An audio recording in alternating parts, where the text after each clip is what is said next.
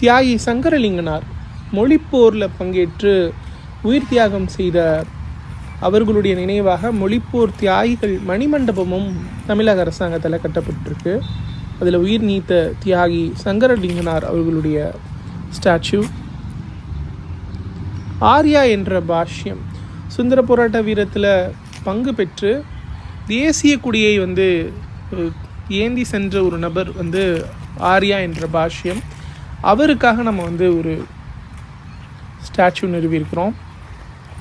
பாளையக்காரர்கள் அவர்களுடைய நினைவு சின்னங்கள் அப்படின்னு பார்த்தோம் அப்படின்னா வீரபாண்டிய கட்டபொம்மன் எல்லாருக்கும் தெரியும். எட்டயபுரத்து கட்டபொம்மனுடைய ஒரு பாஞ்சாலங்குறிச்சியினுடைய மன்னருடைய ஒரு சிலை மு.க. ஸ்டாலின் அவர்களால், அதே மாதிரி மருது சகோதரர்கள் அவர்களுடைய